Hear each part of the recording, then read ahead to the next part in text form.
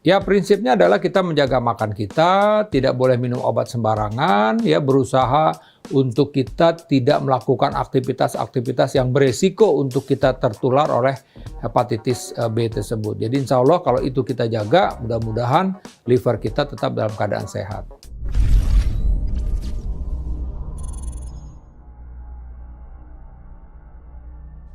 Organ hati atau kita bilang liver ini adalah organ yang terlibat di dalam sistem pencernaan kita, ya. Ya, juga menghasilkan protein, ya, albumin, ya, kemudian juga di situ memproduksi empedu kita, ya. Kemudian juga termasuk ada beberapa juga enzim juga diproduksi di situ, ya. Nah, kemudian juga membantu untuk memproduksi beberapa vitamin di situ dan juga sebagai pencuci darah kita dalam tanda petik, ya, karena kan sebenarnya kalau bilang bicara pencuci darah ada ginjal. Nah, ini liver sebenarnya juga di situ tadi itu. Jadi tempat juga darah-darah itu juga melalui liver kita tersebut gitu. Nah, pertama terganggu karena memang kondisi yang kita bilang infeksi. Jadi infeksi yang sering adalah infeksi karena virus hepatitis, makanya namanya virus hepatitis. Ya, yaitu suatu virus yang memang menyerang liver, menyerang hati, sehingga orang yang memang terserang oleh virus tersebut akan menyebabkan penyakit yang kita bilang hepatitis.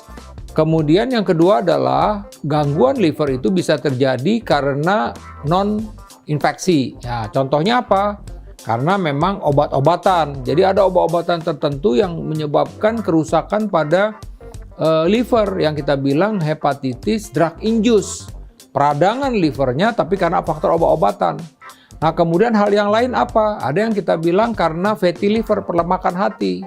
Misalnya pada orang-orang yang memang kolesterolnya tinggi, dia bisa saja ada timbunan lemak pada livernya. Itu yang tadi menyebabkan fatty liver. Memang ada lagi infeksi-infeksi lain yang bisa saja menyebabkan keterlibatan liver.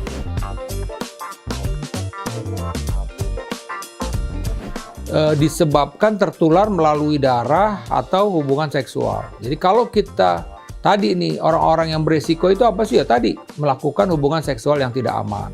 Kemudian tadi juga mungkin menggunakan jarum suntik misalnya kan.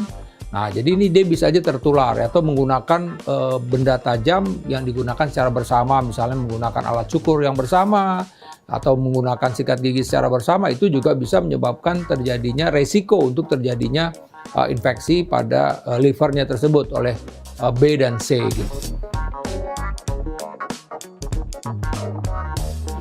Ya, prinsipnya adalah kita mesti berobat dengan benar. Jadi seperti misalnya saat ini untuk orang-orang yang mengalami infeksi hepatitis B, hepatitis C itu bisa diobatin. Ada antivirusnya.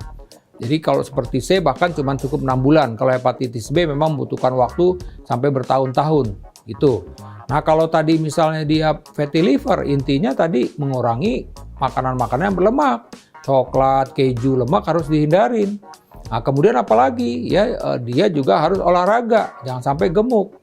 Ya kan begitu. Jadi dengan itu dia bisa terhindar dari penyakit-penyakit tersebut. Ya, sekian pembahasan saya tentang hati.